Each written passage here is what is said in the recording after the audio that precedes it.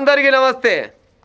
Drugs వ్యాపారం దాదాపుగా అల్లిబిల్లిగాళ్ళు, ఎవరికి అక్కెర్రానోడు, అయ్యమ్మకు గంజిపోయినోడు, ఆలు పిల్లలను చూసుకోనోడు, సమాజంలో మానవ సంబంధాలు లేకుండా ఉన్నోడు డ్రగ్స్ దందా చేస్తుంటాడు.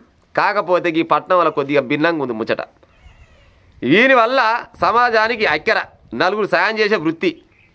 ఇంకో గసంటే ఆయన కూడా డ్రగ్స్ దందా మొదలుపెట్టిండ. మరి ఆయన ఏ వృత్తి చేస్తారంటే ఆయన ఓ డాక్టర్ డ్రగ్స్ దందా మత్తుకు బానిసై ఆ పైన వ్యాపారం మొదలుపెట్టిండట.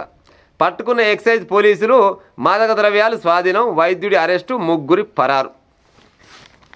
హైదరాబాద్లోని ముషిరాబాద్లో నివాసం ఉంటున్న జాన్పాల్ అనే యువకుడు స్థానికంగా ఓ పీజీ వైద్య విద్యని అభ్యసిస్తున్నాడు. స్నేహితుల ద్వారా డ్రగ్స్కు అలవాటు పడ్డాడట. ఈ లంగ సోపతి కుడితే లంగ అవుతాడు, దొంగ సోపతి కుడితే దొంగ అవుతాడు. అయితే ఈ డ్రగ్స్కు బానిస అయిన సోపతి కూడినట ఈ డాక్టర్. గూడి ఇక అప్పుడు ఇప్పుడైతే డ్రగ్స్ చేసుకుంటా ఉంటే దాంట్లో మజా మంచిగున్నట్టుంది, పాడైపోను, మొత్తం దానికి బానిస అయిపోయినట్ట. బానిస అయిపోయి అంటే పోయి వాళ్ళ దగ్గర పోయి ఉద్దర ఇవ్వమని అడిగితే ఉద్దర ఎంతగానో ఇస్తాను అబ్బాయి, మీ ఉద్దర ఏమేమేం, ఇక నువ్వు డాక్టర్ పని బంద్ చేసుకొని మాయమడి తిరిగి అని చెప్పినట. దానిదే ఉంది తిరుగుతా అని చెప్పిండట. ఇప్పుడు ఎంతగానో మించిందే ఉంది. ఇక వైద్యం పక్కకు పెట్టేసిండు, ఇక డ్రగ్స్ ఎక్కించుకోవడం మొదలుపెట్టిండు. ఆ మోతవర్ల పేరు చెప్తా చూడండి ఫస్ట్. క్రమంగా వాటికి బానిసయ్యాడు. అయితే డ్రగ్స్ కొనుగోలు చేసేందుకు డబ్బులు లేక స్నేహితులతో కలిసి డ్రగ్స్ దందాలో దిగాడు. తన స్నేహితులు సందీప్, ప్రమోద్, శరత్తో కలిసి ముఠాగా ఏర్పడ్డాడు. ఈ ముగ్గురు తనకున్న పరిచయాల ద్వారా ఢిల్లీ, బెంగళూరు నుంచి అంట ఓజీ కుష్ అంట విదేశీ గంజాయి అంట అది. అట్నే ఇంకేంది బ్లాకు, కోకైన్, హసీపు, ఆయిల్, వీరు అన్ని సరఫరా తీసుకుంటూ అన్ని దిగుమతి చేసుకుంటారంట. ఇక మొత్తం భారతదేశం మొత్తం తిరుగుతూ ఉన్నారు. పట్టణం మొదలుపెట్టి అన్ని రాష్ట్రాలల్లో డ్రగ్స్ అమ్ముతా ఉన్నారంట. అయితే డ్రగ్ కావాలని ఎవడైనా వచ్చిండు అనుకో, ఈ ముగ్గురు కాడికి మా ముగ్గురు దగ్గర దొరకదు డ్రగ్గు. పలానా దగ్గర జాన్ పాల్ అని వాడు ఉంటాడు, ఆయనకు ఒక రూమ్ ఉంటుంది. ఆ రూమ్ కాడికి పోయి మా పేరు చెప్పు, ఇక ఏదైనా మరి అలా ఏమైనా కోడి భాష గిట్టి ఉంటుందో ఏమో తెలియదు, కానీ పలానా కాడికి పోయి డోర్ కొట్టంగానే పసలు చేతిలో పెట్టంగానే నీ చేతిలో పెడతారు పో అని చెప్తారంట. ఇక ఈ జాన్ పాల్ అనేటువంటి రూమ్ దగ్గర పోతారంట.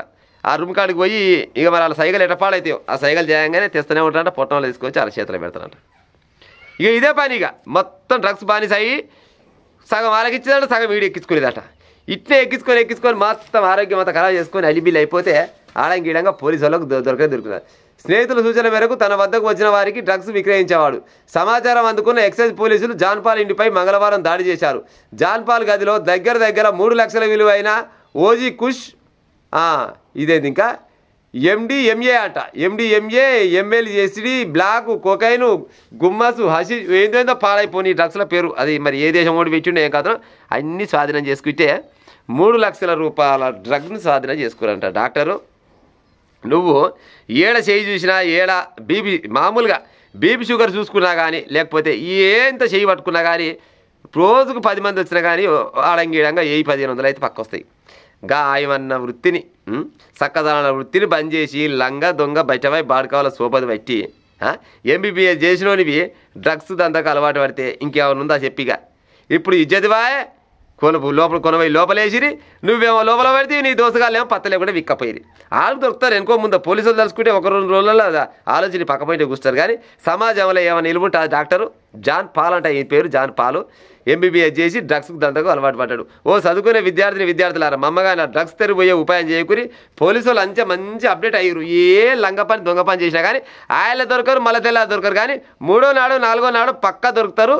స్టేషన్లకు రావడం తప్పదు, పెండ పెట్టక తప్పదు, పక్కనే ఇంకా బొక్కలు ఇరగక కూడా తప్పాయి. జర మమ్మగారి జాగ్రత్త మనసు ఉపాయం చేయరు. యువకులారా.